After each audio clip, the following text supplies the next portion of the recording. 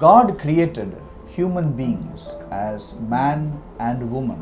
If you read the story in Genesis, He actually created them as man and woman.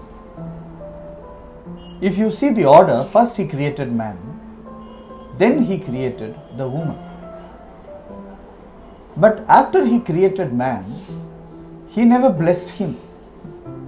After He created the woman, He called them both and blessed them with a fivefold blessings, which is the core blessing of human beings. The blessing goes like this: be fruitful and multiply, fill the earth and subdue it and have dominion. So He had given the entire earth as a domain for human beings to occupy. It was not given to the man only, it was given to the first couple, the man and his wife, Adam and Eve. So if you really want to be blessed, you need to always walk with your partner in holy matrimony. That is God's design for any blessing. But if you look at today's world, there is a lot of inequality which has crept between man and woman. Man is always in charge of religious places, he can conduct worship, but woman is not even allowed to enter certain religious places. Sometimes they are not ordained, but what is right and what is wrong? If you look at all religion, religion always treats woman as unclean because of her periodical cycle. It terms woman as unclean and man as clean. That actually gives man the edge or the advantage to serve God in worship places.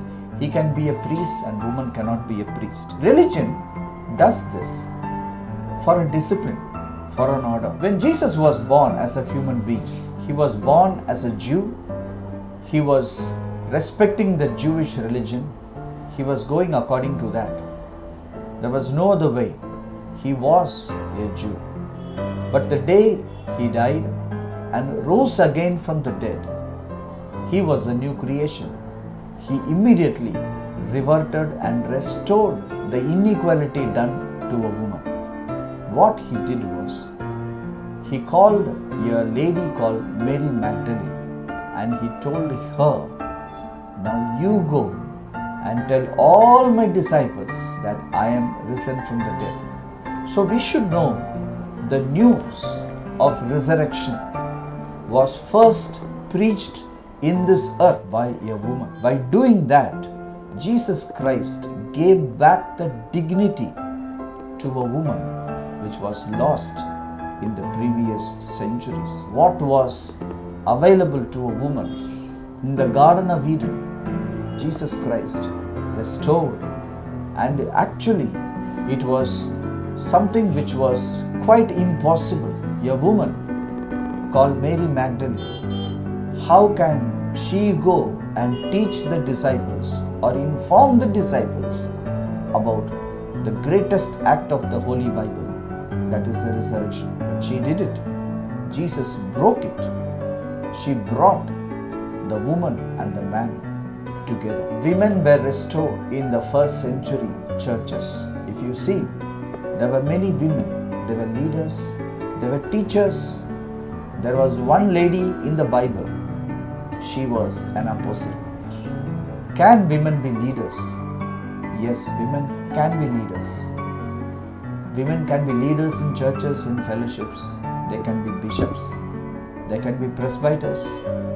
They can do all what a man can do. In fact, in the Bible, there is a very unique verse which says, there is no man, there is no woman in front of God. In front of God, man and woman, they were created the same way.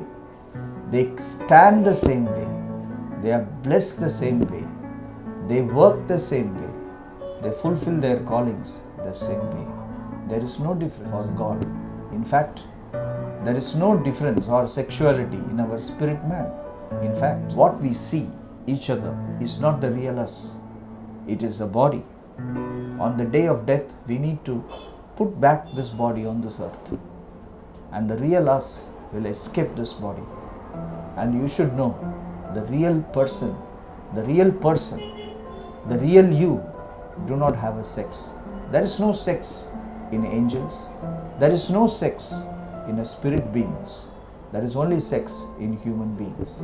So we should understand, God has no problem whether you are a man or a woman. He accepts you, He receives you, He wants to empower you, and He wants you to fulfill your purpose. That is why God created you and sent you into this world.